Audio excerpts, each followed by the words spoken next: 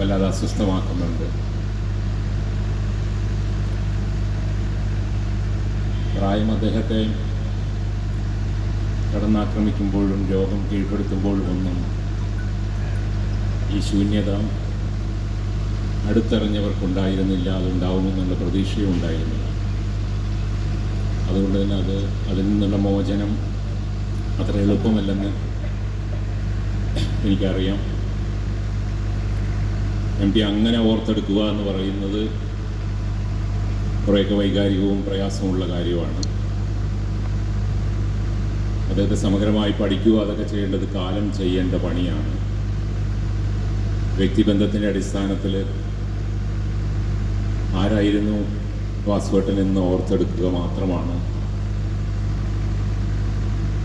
ഞങ്ങളിവിടെ ഉദ്ദേശിക്കുന്നത്. ഞാൻ ജനിക്കും മുമ്പേ എം ടിയെ കണ്ട ആളാണ് മൂന്നേട്ടൻ. മൂന്നേട്ടൻ ആദ്യമായിട്ട് എം ടിയെ കണ്ടത് 1965 പറഞ്ഞത്. പിന്നെയും 2 കൊല്ലം കഴിഞ്ഞാണ് ഞാൻ ജനിച്ചത്. അപ്പം അത്രമാത്രം ആഴമുള്ള ബന്ധം, ദീർഘമായ ബന്ധം വാസുവേട്ടനും മൂന്നേട്ടനും തമ്മിലുണ്ട്. ഒരുപക്ഷെ എനിക്ക് തോന്നുന്നൊരു നമ്മുടെ ഇടയിലുള്ള ഒരു എം ടി ബന്ധത്തിലെ ഒരു സമാനത എന്ന് പറയുന്നത്, ഞാൻ നോക്കുമ്പോൾ ആദ്യമായിട്ടൊരു സാഹിത്യോത്സവത്തിൽ എം ടിയെ അഭിമുഖം നടത്തിയത് മുകുന്ദേട്ടനാണ്. 2011 തിരുവനന്തപുരത്ത് ലോകപ്രശസ്തമായ ഹേ ഇൻ്റർനാഷണൽ ഫെസ്റ്റിവൽ നടന്നപ്പോൾ അതിൻ്റെ ഉദ്ഘാടന വേദിയിൽ എം ടിയും മുകുന്ദനും തമ്മിലുള്ള സംഭാഷണം കേട്ടിരുന്നിട്ടുണ്ട് ഞാൻ. കൂട്ടത്തിൽ എനിക്ക് അവകാശപ്പെടാനുള്ളത്, എം ടിയുമായി ഒരു സാഹിത്യോത്സവത്തിൽ ഏറ്റവും അവസാനമായിട്ട് ദീർഘമായ ഒരു അഭിമുഖം നടത്താനുള്ള ഭാഗ്യമുണ്ടായ ആൾ ഞാനാണ് 2024 കേരള സാഹിത്യോത്സവത്തിൽ. ഈ ആമുഖം മാത്രം പറഞ്ഞ് മുകുന്ദേട്ടൻ്റെ ആദ്യ എം ടി അനുഭവം ഓർത്തെടുക്കുക, എന്നിട്ട് നമുക്ക് തുടങ്ങാൻ പോകുന്നത്. ഞാൻ എം ടിയെ കാണാൻ പോയത് ശരിയാണ്, ഏകദേശം അത് 65 അല്ലെങ്കിൽ 66. ഞാൻ ഡൽഹിയിൽ നിന്ന് നാട്ടിൽ വന്നപ്പോൾ കോഴിക്കോട്ട് പോയി എം ടിയെ കണ്ടതാണ്. അപ്പോൾ ഞാൻ ആരെയാണ് കാണാൻ പോയത് എന്ന് എനിക്കറിയില്ലായിരുന്നു. അതായത് എം ടി എന്ന എഴുത്തുകാരനെയാണോ അല്ലെങ്കിൽ എം ടി എന്ന പത്രാധിപരെയാണോ ആരെയാണ് കാണാൻ പോയതെന്ന് എനിക്കറിയില്ല. ഞാനതിനെക്കുറിച്ച് ചിന്തിച്ചിട്ടില്ല. എം ടിയെ കാണാനാണ് പോയത്. പിന്നെ എം ടിയുടെ ഓഫീസിൽ മുമ്പിൽ ഇരുന്നപ്പോൾ അപ്പോഴും ആരുടെ മുമ്പിലാണ് ഇരിക്കുന്നതെന്ന് എനിക്ക് വ്യക്തമായിരുന്നില്ല. പക്ഷേ ഒരു വലിയൊരു സാന്നിധ്യം ഉണ്ടായിരുന്നു. കാരണം അപ്പോഴൊക്കെ എം ടിയുടെ 4 കെട്ട് പുറത്തു വന്നിരുന്നല്ലോ. എനിക്കതിന് വളരെ മുമ്പ് തന്നെ 4 കെട്ട് പുറത്തു വന്നിരുന്നു. അതൊക്കെ വായിച്ചിട്ടുള്ള ഒരു ഹരം തലയിലുണ്ട്. പിന്നെ അതിന് പുറമെ പത്രാധിപരുമാണ്. മാതൃഭൂമി ആഴ്ചപ്പതിപ്പിൻ്റെ പത്രാധിപർ പറഞ്ഞാൽ ആ കാലത്ത് പിന്നെ ഏതൊരു എഴുത്തുകാരനും കാണാൻ ആഗ്രഹിക്കുന്ന ഒരാളാണ്. പക്ഷെ എൻ്റെ ആദ്യത്തെ അനുഭവം ഭയത്തോടെയാണ് ഞാൻ എം ടിയുടെ റൂമിൽ കയറി ചെന്നത്. എന്തിനാണ് ഭയപ്പെട്ടതെന്നറിയില്ല. ഒരുപക്ഷെ എൻ്റെ ചെറിയ പ്രായമായിരിക്കും അതിന് കാരണം. പിന്നെ എം ടി അധികമൊന്നും സംസാരിച്ചിട്ടില്ല. എന്തോ ചിലതൊക്കെ ഞാൻ അങ്ങോട്ടും ഒന്നും അധികം സംസാരിച്ചിട്ടില്ല. മിക്കവാറും മൗനത്തിൻ്റെ ഭാഷയിലാണ് ഞങ്ങൾ സംസാരിച്ചത്. അങ്ങനെ കുറച്ചു നേരം അവിടെ ഇരുന്നു. ചില വാക്കുകൾ പരസ്പരം കൈമാറി ഞാൻ തിരിച്ച് പോരുകയാണ് ചെയ്യുന്നത്. പക്ഷെ ആ ഒരു സാന്നിധ്യം, എം ടിയുടെ സാന്നിധ്യം, പ്രത്യേകിച്ച് എം ടിയുടെ രൂപം, അതിനു മുമ്പ് ഞാൻ കണ്ടിട്ടില്ല. അക്കാലത്ത് ഇന്നത്തേതുപോലെ നമുക്ക് ഫോട്ടോകളൊന്നും ഉണ്ടായിരുന്നില്ല. ഫോട്ടോകളില്ല, പിന്നെ ചാനലില്ല, ഒന്നുമില്ല. അപ്പം നമുക്ക് എഴുത്തുകാരനെ കാണാനുള്ള അവസരം വളരെ കുറവാണ്. അപ്പം അന്നാണ് വാസ്തവത്തിൽ ഞാൻ എം ടി ആദ്യമായിട്ട് കാണുന്നത്. അപ്പോൾ എം ടിയുടെ മുറിയിൽ നിന്ന് തിരിച്ച് വന്ന് ബസ്സിൽ കയറി മാഹിയിലേക്ക് പോകുമ്പോൾ അങ്ങനെ വീട് വെച്ചിരിക്കുന്ന എം ടിയുടെ ഒരു രൂപം എൻ്റെ മനസ്സിൽ പതിഞ്ഞു.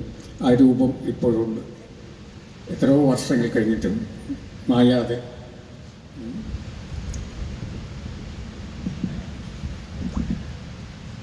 മുകുന്ദേട്ടൻ ഭയത്തോടെയാണ് എം ടി ആദ്യം കണ്ടതെങ്കിൽ എനിക്ക് എം ടിയുമായിട്ടുള്ള പരിചയത്തിൻ്റെ പുറകിലൊരു ധിക്കാരത്തിൻ്റെ കഥയാണ് പറയാനുള്ളത്. ഞാൻ കോളേജൊക്കെ കഴിഞ്ഞ് മാതൃഭൂമി വായിച്ചപ്പോൾ ഇത് ഗൗരവമായിട്ട് വായിച്ച് തുടങ്ങുന്ന കാലത്ത് എം ടി പത്രാധിപരാണ്. അപ്പോൾ അതിലൊരു പുസ്തക പ്രപഞ്ചം എന്ന് പറഞ്ഞിട്ടൊരു പങ്ക്തി ഉണ്ടായിരുന്നു. അതിൽ പ്രധാനപ്പെട്ട പുതിയ പുസ്തകങ്ങളെക്കുറിച്ച് ആരെങ്കിലും 1-2 പേജുകൾ എഴുതും. അപ്പം അതിലിടയ്ക്ക് വന്ന 2-3 പുസ്തകങ്ങളെക്കുറിച്ചുള്ള കുറിപ്പുകൾ അത്രയൊന്നും ഗൗരവമുള്ള പുസ്തകങ്ങളെക്കുറിച്ചായിരുന്നില്ല. ഒരുപക്ഷെ സാധാരണ ലിറ്റററി ഫിക്ഷൻ പോലും അല്ലാത്ത ക്രൈം ത്രില്ലേഴ്സ് പോലുള്ള ജെഫ്രി ആർച്ചർ, സിഡ്നി ഷെൽഡൻ എന്നൊക്കെ പറയുന്ന എൻ്റെ ഓർമ്മ അത്തരം എഴുത്തുകാരുടെ ഏതോ 1-2 പുസ്തകങ്ങളെക്കുറിച്ചുള്ള ചില കുറിപ്പുകൾ ആരോ എഴുതിയത് കണ്ടു. അപ്പോൾ അതിലെനിക്ക് യൗവനത്തിൻ്റെ തിളക്കം, ഒരു രോഷം വന്നു. എങ്ങനെയാണ് എം ടി വാസുദേവൻ നായർ പത്രാധിപരായിരിക്കുന്ന ഈ വാരികയിൽ ഇത്രയും മോശപ്പെട്ട പുസ്തകങ്ങളെക്കുറിച്ചുള്ള കുറിപ്പുകൾ വരിക എന്ന് പറയുന്ന ഒരു ദേഷ്യം വന്നിട്ട് അന്ന് എം ടിയുമായിട്ട് വളരെ അടുത്ത് പരിചയമുള്ള ഒരു പ്രസാധകനെ കാണാൻ എനിക്കിടയായി. അപ്പം ഞാൻ അദ്ദേഹത്തോട് പറഞ്ഞു, നിങ്ങളും എം ടിയും തമ്മിൽ വളരെ പരിചയമല്ലേ, അപ്പോൾ എം ടിയോട് പറയണം ഇത്തരത്തിലുള്ള മോശം പുസ്തകങ്ങളെക്കുറിച്ച് എഴുതാനുള്ള ഇടമല്ല മാതൃഭൂമി ആഴ്ചപ്പതിപ്പ്, അതല്ല നമ്മൾ എം ടിയുടെ പത്രാധിപത്യത്തിലുള്ള വാരികയിൽ നിന്ന് പ്രതീക്ഷിക്കുന്നത് ഞാനന്ന് പറഞ്ഞയച്ചു. ഇപ്പം എം ടി വായിച്ചിട്ടുണ്ട്, അങ്ങനെയുള്ള ആരാധനയൊക്കെ ഉള്ളപ്പോഴാണ് ഇങ്ങനെ ഒരു ധിക്കാരം ഞാൻ കാണിക്കുന്നത്. ഞാനതൊക്കെ മറന്നു. ഞാൻ വിചാരിച്ചു അത് അദ്ദേഹം പറയുമോ എന്ന് പോലും എനിക്കറിയില്ല. എൻ്റെ മനസ്സിലുണ്ടായിരുന്ന ഒരു രോഷം അറിയിച്ചു എന്ന് മാത്രമേ ഉള്ളൂ. ഒരു 3-4 ആഴ്ച കഴിഞ്ഞപ്പോൾ എനിക്ക് മാതൃഭൂമി വാരികയിൽ നിന്നൊരു കുറിപ്പ് വരികയാണ്. സഹദേവട്ടൻ സഹപത്രാധിപരായിരുന്ന കെ സഹദേവൻ അന്ന് ഉണ്ടായിരുന്നു. അപ്പോൾ സഹദേവട്ടൻ്റെ ഒരു കുറിപ്പാണ്, പ്രിയപ്പെട്ട എൻ ഇ സുധീർ, മാതൃഭൂമിയിലെ പുസ്തക പ്രപഞ്ചം എന്ന പങ്ക്തിയിലേക്ക് നിരന്തരം പുസ്തകങ്ങളെക്കുറിച്ച് എഴുതാൻ താങ്കളെ ക്ഷണിക്കുന്നു. താങ്കളുടെ പേര് പറഞ്ഞത് എം ടി ആണ്. ഞാൻ അക്ഷരാർത്ഥത്തിൽ എഴുന്നേറ്റ് നിന്ന് പോയ നിമിഷമാണ്. കാരണം ഒരിക്കലും ഞാൻ പ്രതീക്ഷിക്കാത്തൊരു കാര്യം, ആഗ്രഹിക്കാത്തൊരു കാര്യം. ഞാനൊരു പരാതി പറഞ്ഞപ്പോൾ ആ പരാതിക്കാരനെ പിടിച്ച് ആ ജോലി ഏൽപ്പിക്കുക എന്ന് പറയുന്ന ഒരു പത്രാധിപരെ ഞാൻ നമിക്കുകയല്ലാതെ എന്താ ചെയ്യുക. ഞാൻ അങ്ങനെ അപ്പോഴും എനിക്ക് എം ടി അറിയില്ല, ഒന്നും അറിയില്ല. ഞാനപ്പോൾ ആ ഇടയ്ക്ക് വായിച്ചിരുന്ന ചില പുസ്തകങ്ങളെക്കുറിച്ച് നിരന്തരം അതിനകത്ത് എഴുതി അയച്ചു തുടങ്ങി. അതൊരു മഹാഭാഗ്യമായിട്ട് കരുതുകയും ഏകദേശം 1.5 വർഷം ഞാൻ എഴുതുകയും ചെയ്തു. അതിനിടയിൽ എം ടി മാതൃഭൂമി വിടുന്നു, കുറച്ചു കാലം കൂടി സഹദേവട്ടം തുടർന്നു, സഹദേവട്ടം വിടുന്നു. എൻ്റെ പങ്ക്തി പിന്നീട് വന്ന പത്രാധിപർ ഞാൻ എഴുതുന്ന പുസ്തകങ്ങളുടെ 2 പതിപ്പ് കോപ്പി അവിടെ അയച്ചു കൊടുക്കണമെന്ന് ആവശ്യപ്പെടുകയും അതോടുകൂടി ആ പങ്ക്തി അവസാനിക്കുകയും ചെയ്തു. അപ്പോഴും എനിക്ക് എം ടി അറിഞ്ഞുകൂടായിരുന്നു. പക്ഷെ ആരാധന മൂത്തു. കാരണം ഇങ്ങനെയും ഒരു പത്രാധിപർ, അദ്ദേഹത്തിൻ്റെ പത്രത്തിൽ വന്ന ഒരു സംഗതിയെ വിമർശിച്ച ഒരാളോട് താനത് ഏറ്റെടുക്കൂ എന്ന് പറയുന്ന ഒരു ഔദാര്യം, അല്ലെങ്കിൽ ആ ഒരു മഹാമനസ്കത, ആ ഒരു കണ്ടെത്തൽ എന്ന് പറയുന്നത് എനിക്ക് വലിയ സന്തോഷമായി. ഞാൻ വായിക്കുന്ന ഒരാളാണെന്ന് തിരിച്ചറിയുകയും അത് ആവശ്യപ്പെടുകയും ചെയ്യുന്നതാണ്. അത് കഴിഞ്ഞ് എം ടി കാണണമെന്നുള്ള ആഗ്രഹം വീണ്ടും ഉണ്ടാവുന്നു. നടക്കാൻ പ്രയാസമായിരുന്നു. കാരണം ഞാൻ അങ്ങനെ തിരുവനന്തപുരത്തൊരു ഒറ്റപ്പെട്ട ജീവിതമാണ്, മറ്റാരെയും കാണുന്ന അധികമൊന്നുമില്ല. അപ്പോൾ ആയിടയ്ക്കാണ് ഒരു ദിവസം വള്ളത്തോൾ പുരസ്കാരം എം ടിക്ക് കിട്ടുകയും തിരുവനന്തപുരത്ത് അത് വാങ്ങിക്കാൻ അദ്ദേഹം വരികയും ചെയ്തു. അപ്പോൾ എനിക്ക് എങ്ങനെയെങ്കിലും അദ്ദേഹത്തെ ഒന്ന് കാണണം എന്ന് പറയാൻ എന്ന ആഗ്രഹമുണ്ട്. കാരണം ഒരു മേൽവിലാസമുണ്ടല്ലോ, അദ്ദേഹത്തിൻ്റെ പത്രത്തിൽ എഴുതുന്ന ഒരാളാണെന്ന് പറഞ്ഞ് എങ്ങനെയെങ്കിലും പോയി പരിചയപ്പെടാമെന്ന് പറയുന്ന അത്യാഗ്രഹത്തോടു കൂടി ഞാൻ ഈ വള്ളത്തോൾ പുരസ്കാരം നടക്കുന്ന ഇതുപോലൊരു ചടങ്ങിൻ്റെ ഒരു മൂലയിൽ പോയിട്ട് എം ടി എങ്ങനെയെങ്കിലും കാണണം എന്നുള്ള ആഗ്രഹത്തോടു കൂടി യുവാവായ ഞാനെങ്ങനെ കാത്തു നിൽക്കുകയാണ്. പുരസ്കാര ചടങ്ങ് കഴിഞ്ഞ് എം ടി ആരുടെയോ സഹായത്തോടു കൂടി ഇങ്ങനെ നടന്നിങ്ങനെ പോകുമ്പോൾ ഞാനിങ്ങനെ അടുത്തു പോയി നിന്നിട്ട് ഞാൻ പറഞ്ഞു, ഞാൻ സുധീറാണ്, എന്നീ സുധീറാണ്. ഇപ്പോൾ കൈ ഇങ്ങനെ ചേർത്ത് നിർത്തി എൻ്റെ കൈ ഇങ്ങനെ തൊട്ടിട്ട് പറഞ്ഞു, ശ്രദ്ധിക്കാറുണ്ട് എന്നുള്ളത്. മലയാള സാഹിത്യത്തിലെ ഈ ശ്രദ്ധയാണ് മലയാള സാഹിത്യത്തെ ഇത്രയും ഉയരങ്ങളിൽ എത്തിച്ചത്. എല്ലാ എഴുത്തുകാരെയും അവരുടെ വലുപ്പച്ചെറുപ്പം നോക്കാതെ ശ്രദ്ധിക്കുന്ന ഒരു പത്രാധിപരായിരുന്നു എം ടി വാസുദേവൻ നായർ എന്നാണ് എനിക്ക് പറയാനുള്ളത്.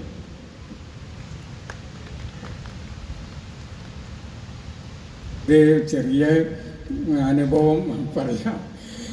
ഞാനൊരിക്കലൊരു കഥ എഴുതിയത് ഇന്ദ്രിയങ്ങളിൽ ശൈത്യം എന്നുള്ള ഒരു കഥയാണ്. പക്ഷേ ഞാൻ എഴുതുന്ന ഒരുപക്ഷെ മാതൃഭൂമിയിൽ പ്രസിദ്ധീകരിച്ച ആദ്യത്തെ 10 കഥകളിൽ പെടുന്ന ഒന്നാണ്. അപ്പോൾ ഈ കഥ അയച്ചിട്ട് ഒരു വിവരം ഉണ്ടായിരുന്നില്ല സാധാരണഗതിയിൽ പിന്നെ എനിക്ക് മറുപടിയൊന്നും അയക്കില്ല. കഥ അയച്ചു കഴിഞ്ഞാൽ കഥ വരും, ചിലപ്പോൾ ഒരു മാസം എടുക്കും, 2 മാസം എടുക്കും. ഇത് ഏതാനും മാസങ്ങൾ കഴിഞ്ഞിട്ടും ഒരു വിവരവുമില്ല. അപ്പോൾ എന്ത് പറ്റിയെന്നുള്ള എനിക്ക് വലിയ ആശങ്ക തോന്നി. ഒരുപക്ഷെ കഥ എനിക്ക് ഇഷ്ടപ്പെട്ടിട്ടില്ലെങ്കിലോ എന്ന്. ഏതായാലും പിന്നീട് ഞാൻ ആ കഥയെ മറക്കാൻ ശ്രമിച്ചു.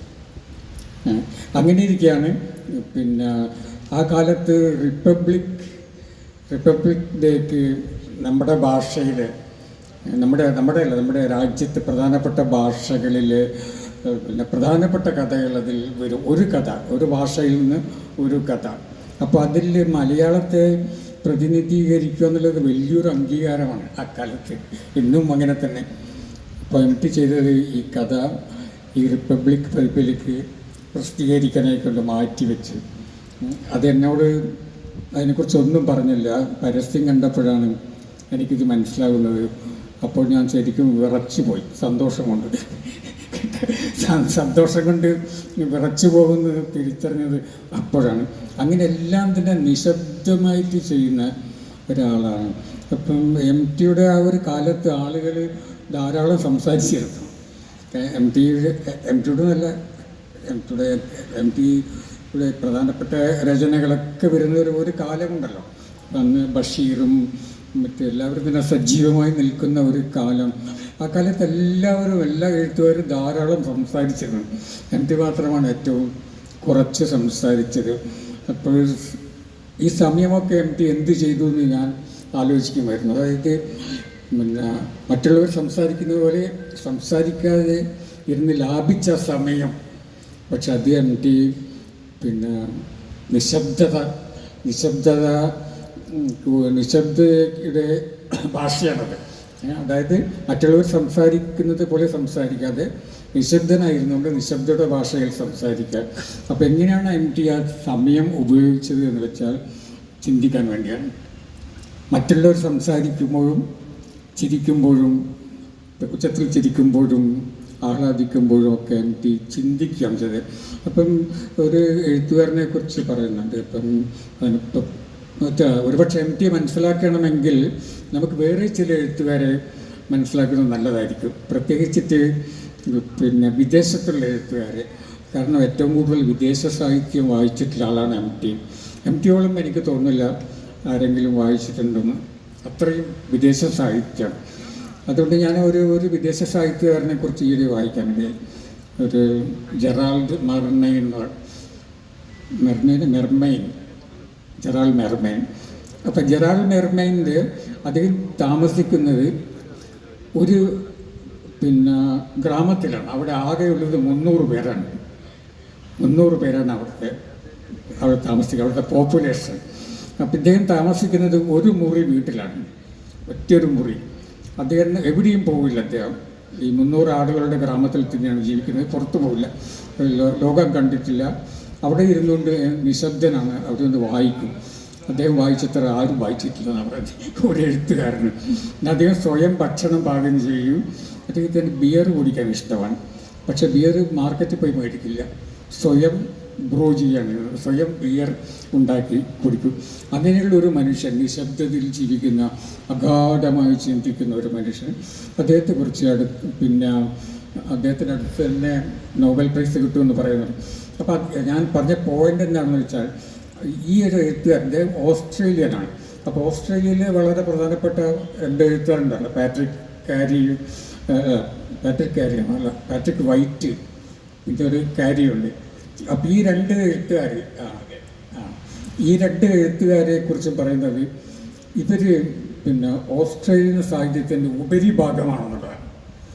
ആ സാഹിത്യത്തിൻ്റെ ഉപരിഭാഗമാണ്. അപ്പം നമ്മൾ നേരത്തെ പറഞ്ഞ എഴുത്തുകാരൻ ഉൾഭാഗമാണ്, ആന്തരിക ഭാഗമാണ്. ഇതാണ് MT. മറ്റു ഒരുപാട് എഴുത്തുകാർ നമുക്കുണ്ട്, അവർ മലയാള സാഹിത്യത്തിൻ്റെ ഉപരിഭാഗമാണ്. MT നമ്മുടെ മലയാള സാഹിത്യത്തിൻ്റെ ആന്തരിക ഭാഗമാണ്, ആഴമാണ്. ഇതാണ് എനിക്ക് MTയെക്കുറിച്ച് ചിന്തിക്കുമ്പോൾ, ഇപ്പം ഇവിടെ ഇരുന്ന് ചിന്തിക്കുമ്പോൾ പെട്ടെന്ന് പിന്നെ മനസ്സിൽ തോന്നിയ ഒരു ആശയം. മൂന്നിടം പറഞ്ഞ പോലെ MT നിശബ്ദനായി വെറുതെ ഇരിക്കുമ്പോൾ പലപ്പോഴും അത്ഭുതപ്പെടുത്തിയിട്ടുണ്ട്. എൻ്റെ കൂടെ എന്നും ഒരു കൂട്ടുണ്ടായിരുന്നു, അത് ബീഡിയായിരുന്നു. ഞാൻ ഈയിടെ ആമസോ ഹൗസിൻ്റെ ഒരു ഇൻ്റർവ്യൂ കേൾക്കുമ്പോൾ അദ്ദേഹത്തെ എപ്പോഴും സിഗരറ്റ് ഇല്ലാതെ അദ്ദേഹത്തെ ചിന്തിക്കാൻ പറ്റില്ല എന്ന് പറയുന്നത്, അതുപോലെ ചിന്തിക്കണമെങ്കിൽ ബീഡി വേണമെന്നുള്ള അവസ്ഥയിലായിരുന്നു MT. എപ്പോഴും ഞാൻ കണ്ടിട്ടുണ്ട്. അദ്ദേഹം മനുഷ്യാവസ്ഥയെക്കുറിച്ച് ആലോചിക്കുകയായിരുന്നു എന്നുള്ളതാണ് സത്യം. ഓരോ നിമിഷത്തിലും MTക്ക് പ്രിയപ്പെട്ട ഹെമിംഗ്വേ ഒരുപാട് തരത്തിൽ MT ഒരുപക്ഷെ സമാനതകൾ ജീവിതത്തിൽ ഉണ്ടാവുകയോ ഉണ്ടാക്കുകയോ ചെയ്തിട്ടുണ്ട്. ഹെമിംഗ്വേ പറയുന്നൊരു കാര്യമുണ്ട്, when people speak you must completely listen to them എന്നാണ്. MTയോട് സംസാരിക്കുമ്പം MT പൂർണ്ണമായും ആരോട് സംസാരിക്കുമ്പോഴും പൂർണ്ണ ശ്രദ്ധയിൽ മാത്രമേ കേൾക്കാറുള്ളൂ എന്നുള്ളതാണ് അതിൻ്റെ ഏറ്റവും വലിയ പ്രധാനം. നമ്മൾ അന്ന് പറഞ്ഞത് MT വർഷങ്ങൾക്ക് ശേഷം മനസ്സിൽ ഓർത്തു വെച്ച് അതിന് ഉത്തരം പറയും. എൻ്റെ രണ്ടാമത്തെ MT അനുഭവം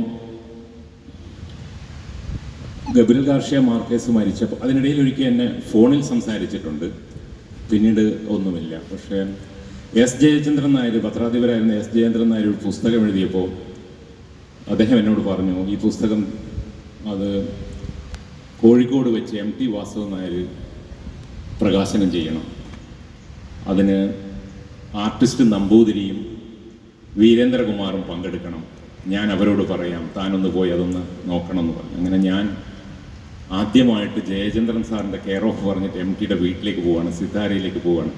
സിത്താരയുടെ പ്രത്യേകത, സിത്താരയുടെ വീട്ടിൻ്റെ ആ വാതിൽ, മുന്നിലത്തെ വാതിൽ ഒരിക്കലും അടഞ്ഞു കിടക്കാറില്ല പകൽ. ഒരു മോസ്കിറ്റോ നെറ്റുള്ള ഡോർ ഇങ്ങനെ അടഞ്ഞു കിടക്കുന്നല്ലാതെ ആ വാതിൽ തുറന്ന് കിടക്കും. പക്ഷേ ആ എഴുത്തുകാരൻ്റെ വീട്ടിലേക്ക് ആരും അവിടെ അധികം ചെല്ലാറുമില്ല. അത് അങ്ങനെ ഒരു വിചിത്രമായ ഒരു അനുഭവമുണ്ട്. ഇപ്പം ഞാൻ ആദ്യമായിട്ട് ജയചന്ദ്ര സാറിൻ്റെ കെയർ ഓഫും പറഞ്ഞുകൊണ്ട് MTയെ കാണാൻ പോവാണ്. ഫോൺ ചെയ്ത് പറഞ്ഞു ഞാൻ നാളെ വരാം, അങ്ങനെ രാവിലെ വരുമെന്ന് പറഞ്ഞു. അതൊരു ശരിക്കും ഒരു അനുഭവമാണ്. ഞാൻ അവിടെ ചെന്നിട്ട് ഇതുപോലെ തുറന്നു കിടക്കുന്ന വാതിൽ എന്ത് പറയണം, എങ്ങനെ പറയണം, എങ്ങനെയാണ് MTയുടെ മുന്നിൽ പോയി ഇരിക്കാൻ പോകണം, എന്ത് ചെയ്യും എന്നറിയാതെ അസ്വസ്ഥനായിട്ട് ഇങ്ങനെ പോയി. ഞാൻ ആ ബെല്ലടിച്ചു, അദ്ദേഹം എന്തോ അവിടെ നിന്നൊരു ശബ്ദം ഉണ്ടാക്കി. അപ്പോൾ ഞാൻ പറഞ്ഞു, ഞാൻ വിളിച്ചിരുന്നു, സുധീറാണ്, അകത്തേക്ക് പോകാമെന്ന് പറഞ്ഞു. ഞാൻ അവിടെ പോയി ഇരുന്നു. അദ്ദേഹത്തിൻ്റെ, ഞാൻ ഈ പറഞ്ഞ പോലെ ബീഡി വലിച്ച് അദ്ദേഹത്തിൻ്റെ സവിശേഷമായ വേഷവിധാനത്തിൽ ലുങ്കിയൊക്കെ ഇങ്ങനെ പാത്ത്, ഷർട്ടിന് ബട്ടണൊന്നും ഇടാതെ അങ്ങനെ അവിടെ ഇരുന്ന് ബീഡി വലിച്ച് ആ സെറ്റിയിൽ അങ്ങനെ ഇരിക്കുകയാണ്. അത് മറക്കാനാവാത്ത രൂപം. മരണത്തിൻ്റെ തൊട്ട് മുമ്പേ ഉള്ള വീട്ടിലിരിക്കുമ്പോഴും ഞാൻ കണ്ടു. എത്രയോ തവണ അങ്ങനെ അല്ലാതെ MT വാസുദേവൻ നായർ ആ വീട്ടിൽ കണ്ടിട്ടില്ല. അപ്പോൾ അങ്ങനെ അവിടെ ഞാൻ അദ്ദേഹത്തിൻ്റെ അടുത്ത് പോയിരുന്ന്, അപ്പോൾ എന്നോട് ജയചന്ദ്ര സാർ ഒരു കാര്യം പറഞ്ഞിരുന്നു, പോയിരുന്നാൽ ആദ്യത്തെ 10 നിമിഷം നിശബ്ദതയായിരിക്കും, പ്രയാസം ഉണ്ടാവരുത്, അത് കടന്നാൽ മാത്രമേ സംസാരത്തിലേക്ക് വരുള്ളൂ, അതുവരെ ചുണ്ടനക്കലുകൾ മാത്രമേ ഉണ്ടാവുള്ളൂ. അത് കാത്ത് ഞാൻ അങ്ങനെ ഇരുന്നു. അപ്പോൾ കുറച്ച് സമയം കഴിഞ്ഞപ്പോൾ ഞാൻ പറഞ്ഞു, ഞാൻ ഇങ്ങനൊരു ആവശ്യത്തിനാണ് വന്നത്, ജയചന്ദ്രൻ സാറിൻ്റെ ഒരു പുസ്തകം പ്രസാദനം ചെയ്തിട്ടുണ്ട്, അതിൻ്റെ പ്രകാശനമാണ്, അപ്പോൾ അത് വാസുവേട്ടൻ ചെയ്തു തരണം, അതിനു വേണ്ടിയാണ് വന്നത്. അപ്പോൾ ഏത് ദിവസമാണ് സൗകര്യം എന്ന് ചോദിച്ചു. എന്നോട് പറഞ്ഞു, ആരാണ് വേറെ? ഞാൻ പറഞ്ഞു, വീരേന്ദ്രകുമാറുണ്ട്, നമ്പൂതിരിയുണ്ട്. എന്നോട് പറഞ്ഞു, അങ്ങനെയാണെങ്കിൽ വീരേന്ദ്രകുമാറിൻ്റെ സമയം ചോദിക്കൂ, അദ്ദേഹം എന്നെക്കാൾ തിരക്കുള്ള ആളാണെന്ന്. MTയെ വീണ്ടും നമുക്ക് അടയാളപ്പെടുത്താൻ പറ്റും ഇതിൽ. തൻ്റെ കൂടെ ആരാണുള്ളത്, അദ്ദേഹം തന്നെക്കാൾ തിരക്കുള്ള ആളാണെങ്കിൽ അദ്ദേഹത്തിൻ്റെ സമയം ചോദിക്കൂ എന്ന് പറയുന്ന ആ മനസ്സുണ്ടല്ലോ, ആ കൃത്യതയുണ്ടല്ലോ. അപ്പോൾ എനിക്ക് സമാധാനമായി. ഞാൻ പറഞ്ഞു, ഞാൻ ചോദിച്ചിട്ട് വിളിക്കാമെന്ന് പറഞ്ഞാൽ നേരെ തിരിച്ച് വീരേന്ദ്രകുമാറിൻ്റെ അടുത്ത് പോവുകയാണ്. അദ്ദേഹം പറഞ്ഞത് നേരെ തിരിച്ചാണ്, MTയോട് സമയം ചോദിക്കൂ, അദ്ദേഹത്തിൻ്റെ തിരക്കല്ലേ, അദ്ദേഹത്തിൻ്റെ കഴിഞ്ഞ്. ഇതാണ് വലിയ മനുഷ്യർ തമ്മിലുള്ള അങ്ങനെ. അന്ന് നമ്മളൊരു സമയം തീരുമാനിച്ച് ആ ചടങ്ങ് നടക്കുകയാണ്. ആ ചടങ്ങിൻ്റെ ഒരാഴ്ച മുന്നേ എനിക്ക് ഞെട്ടലില്ല, പക്ഷേ പതിവില്ലാത്തൊരു കാര്യം നടന്നു. ജയചന്ദ്രൻ സാർ പറഞ്ഞു, ഞാൻ ചടങ്ങിൽ വരില്ല. അദ്ദേഹത്തിൻ്റെ സ്ഥിരം പതിവാണത്, അദ്ദേഹം വേദികളിൽ വരില്ല. അപ്പോൾ അദ്ദേഹത്തിൻ്റെ പുസ്തക പ്രകാശനം ആയതുകൊണ്ട് വരുമെന്നുള്ള ധാരണയിലാണ് ഞാൻ മുന്നോട്ട് പോയത്. പക്ഷെ അദ്ദേഹം പറഞ്ഞു, ഞാൻ ഉണ്ടാവില്ല, അപ്പോൾ അത് അവർ വരട്ടെ, അതിൽ ചെയ്യട്ടെ. ഞാൻ പറഞ്ഞ അസാധ്യമായ കാര്യമാണ്. കാരണം MT വാസുദേവൻ നായരെ പോലുള്ള ആളോട് പുസ്തകം പ്രകാശനം ചെയ്യാൻ പറയുന്നത് എഴുതിയ ആൾക്ക് വരാൻ പറ്റുന്നില്ല എന്ന് പറയുന്നത് എങ്ങനെ ഞാൻ പറയും? അപ്പോൾ ജയചന്ദ്രൻ നായരെ അറിയുന്നത് കൊണ്ട് ഞാൻ എന്തായാലും MTയെ ഒന്ന് വിളിച്ചു. ഞാൻ പറഞ്ഞു, ഇങ്ങനെയൊരു പ്രതിസന്ധി ഉണ്ട്, എന്ത് ചെയ്യാൻ പറ്റും, വാസുവേട്ടൻ എന്താ തോന്നുന്നു ചോദിച്ചു. അപ്പോൾ എന്നോട് പറഞ്ഞു, ഞാനത് പ്രതീക്ഷിച്ചതാണ്, സാരമില്ല, എനിക്ക് വിരോധമൊന്നുമില്ല, നടത്തുമെങ്കിൽ നമുക്ക് നടത്താമെന്ന്. ഇത് വീണ്ടും ഒരു MTയെ നമ്മൾ തിരിച്ചറിയുകയാണ്. വലിയ എഴുത്തുകാരനായ MT മറ്റൊരു പത്രാധിപരുടെ മനോഭാവം മനസ്സിലാക്കിയിട്ട് ആ പ്രകാശന ചടങ്ങിൽ വരികയാണ്. അപ്പോൾ പ്രകാശന ചടങ്ങിൽ വന്നു. ആ സമയത്ത് ഇവർ 3 പേരും ഞാനും ഉണ്ട്. ആ പ്രകാശനം കോഴിക്കോട് KSP കേശവമേനോൻ ഹാളിൽ നടക്കുന്നതിന് തൊട്ട് മുമ്പ് ഏകദേശം ഒരു 5 മണിക്കാണ് ചടങ്ങ്. ഒരു 4:45 വാസുവേട്ടൻ വന്നു, കാറിൽ വന്ന് ഇറങ്ങി. അപ്പോൾ അടുത്തുള്ള മുറിയിൽ വീരേന്ദ്രകുമാർ നമ്പൂതിരി സാർ ഇരിപ്പുണ്ട്. അപ്പോൾ വന്നപ്പോൾ ഞാൻ വാസുവിനോട് പറഞ്ഞു, വാസുട്ട അവരിരിപ്പുണ്ട്, നമുക്ക് വേണം അവിടെ കയറി ഇരുന്നിട്ട് പോവാം എന്ന് പറഞ്ഞു. അപ്പോൾ പറഞ്ഞു വേണ്ട, നമുക്ക് നേരെ സ്റ്റേജിലേക്ക് പോകാമെന്ന് പറഞ്ഞു. അപ്പം ഞാനിത് വീണ്ടും എന്ത് പറ്റി, കാരണം ഇവർ രണ്ടുപേരും ഉണ്ടെന്ന് പറഞ്ഞിട്ട് എന്താ വരാത്തതെന്ന് ചോദിച്ചപ്പോൾ അപ്പോഴാണ് എന്നോട് അദ്ദേഹത്തിൻ്റെ ഡ്രൈവറൊക്കെ ആയിരുന്ന ഒരാളുണ്ടായിരുന്നു. അദ്ദേഹം എന്നോട് പറഞ്ഞു, പൊതുവേ ഇന്ന് രാവിലെ തൊട്ട് ഈ യോഗത്തിൻ്റെ പ്രസംഗത്തെക്കുറിച്ച് മനസ്സിൽ ഇങ്ങനെ നടക്കുകയായിരിക്കും. പൊതുവെ അതിനിടയിൽ മറ്റുള്ളവരോട് സംസാരിക്കുന്ന അത്ര ഇഷ്ടമുള്ള കാര്യമല്ലായിരിക്കും, അതുകൊണ്ടായിരിക്കും. അത് സത്യമായിരുന്നു.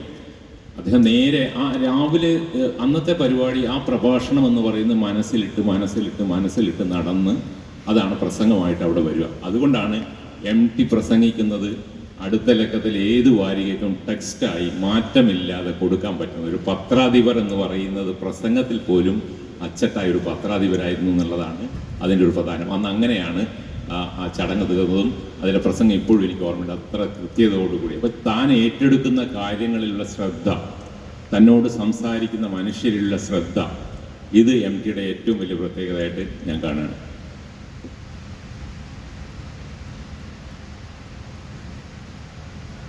നമ്മൾ MTയുടെ ഒരു ഇമേജിനെ പറ്റി ഇപ്പോൾ പറഞ്ഞല്ലോ, ഈ ബീഡി വലിച്ചിരിക്കുന്ന MT.